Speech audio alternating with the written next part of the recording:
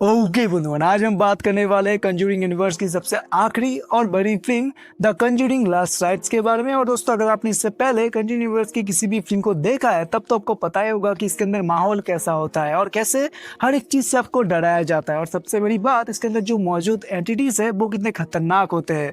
पर अब सवाल ये आता है कि क्या इस बार भी ये 2 घंटे की फिल्म हमें डराती है?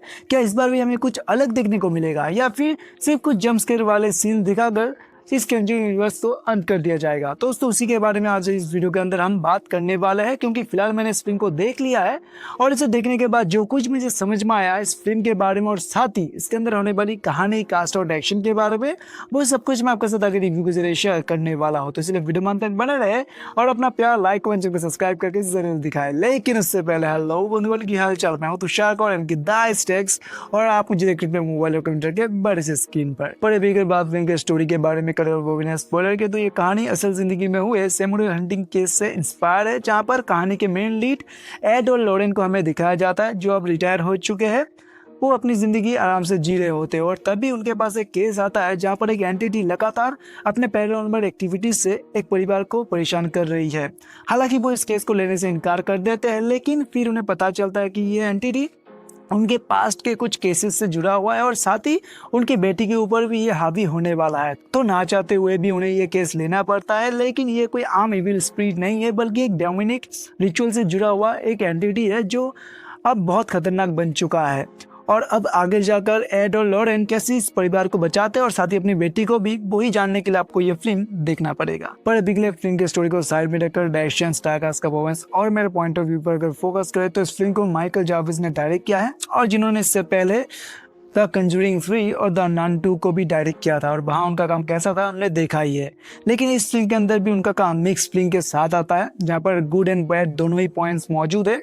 लेकिन पहले अगर अच्छी चीज़ों के बारे में बात करें तो फिल्म के अंदर cinematography, colour grading, set design और जो विजुअल्स है वो काफ़ी ज़्यादा डार्क और इम्प्रेसिव वे में प्रेजेंट किया गया है। वो आपको पसंद आएंगे और वो आपको एक रियल हॉरर फील भी देता है। खासकर जो जंप स्केयर वाले सीन है वो आपको ज़्यादा पसंद आएंगे। वो एक थिएटर के अंदर एक्सपीरियंस करना, वो भी हॉरिफाई साउंड डिज़ाइन के साथ, वो कमाल का एक एक्सपीरियंस है, आपको वो मज़ा आएगा। और खासकर जो रात के सीन होते हैं, जो कमरे के अंदर अंधेरे के बीच वो चमकती हुई आंखें, वो चीज़ें आपको ज़रूर डराती है।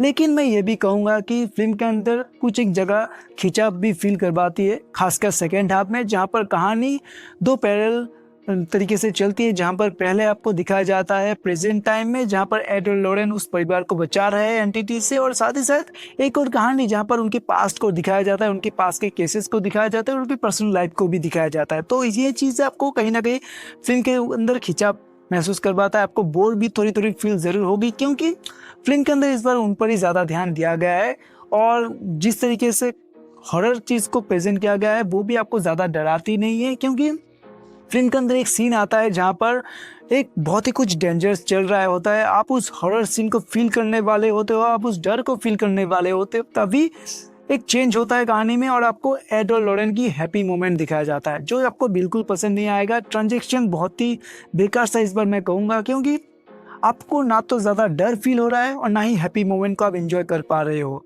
तो इसीलिए डायरेक्टर को उन चीज़ों पर खास ध्यान देना चाहिए था। और खासकर जो क्लाइमैक्स फिल्म के अंदर दिखाया गया है वो भी मुझे निराशा ही हाथ लगा है, क्योंकि हमने अभी तक जितने भी कंजूरिंग मूवीज़ देखी है, खासकर जो फर्स्ट और सेकेंड है, वहाँ पर जिस तरीके का क्लाइमैक्स होता है वो आपको डरा कर, आपको झिंझोर कर रख देता है। लेकिन इस बार जो क्लाइमैक्स है अच्छा है, लेकिन उतना अच्छा नहीं जितना आप एक्सेप्ट करके जाओगे। आप सोचोगे कि आपको कुछ बड़ा देखने को मिलेगा, क्योंकि ये लास्ट फिल्म है, तो आपको वो फील आपको महसूस नहीं होगा। क्योंकि इस बार जो क्लाइमैक्स है वो बहुत ही छोटा सा है, मैं ज़्यादा स्पॉइल तो नहीं करूँगा, लेकिन अगर फास्ट क्लाइमैक्स आपको याद होगा मूवी की, वहाँ पर एक कैबिन के अंदर वो कुर्सी में बांध कर वो जो दिखाया जाता है, वो जो हॉरर आपको फील होता है, वो चीज़ यहाँ पर कहीं ना कहीं मिसिंग है।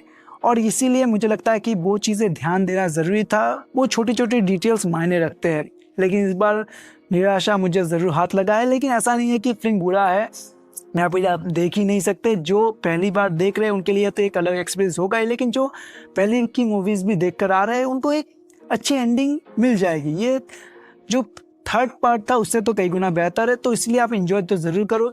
लेकिन हाँ, ये आपकी उम्मीदों पर खरी भी नहीं उतरेगी, और ख़ासकर अगर आप कंजूरिंग यूनिवर्स के फ़ैन रह चुके हो तो आप ज़्यादा एक्सेप्ट करके हॉल के अंदर जाओगे और आपको ये सब देखने को मिलेगा, तो शायद आप गुस्सा भी हो जाओ, लेकिन आप इंजॉय भी करोगे, क्योंकि काफ़ी सारे मोमेंट्स ऐसे भी आते हैं जो आपको डराती भी है। वो चीज़ें, वो साउंड्स पर अच्छा ध्यान दिया गया है, तो वो चीज़ आपको पसंद आएंगी। और ख़ासकर अगर आपने अभी तक जितने भी कंजूरिंग मूवीज़ आई है वो सब देखा है, तो आप इसे ज़रूर देखें, इंजॉय करें।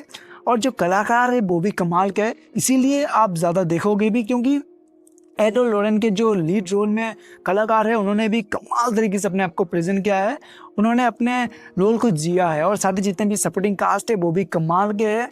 आप उन्हीं के वजह से इस शो को ज़रूर इंजॉय करोगे। और साथ ही साथ अगर आप बात करें शो को देखने की, तो मैं इतना ही कहूँगा कि बच्चों के साथ तो बिल्कुल ना देखें, वो डर जाएंगे, क्योंकि सीन्स तो है, पर हाँ आप बड़ों के साथ देख सकते हो। उतना कुछ अडल्ट इसमें दिखाया नहीं गया है, 2-3 किसिंग सीन है, वो उतना तो चलता ही है, तो आप बड़ों के साथ भी देख सकते हैं, लेकिन बच्चों को थोड़ा दूरी रखें और इन्जॉय करें। उतना कुछ ऐसा नहीं है कि आप ये शो देखकर निराश होकर घर में जाकर बदनाम करोगे, ऐसा नहीं है।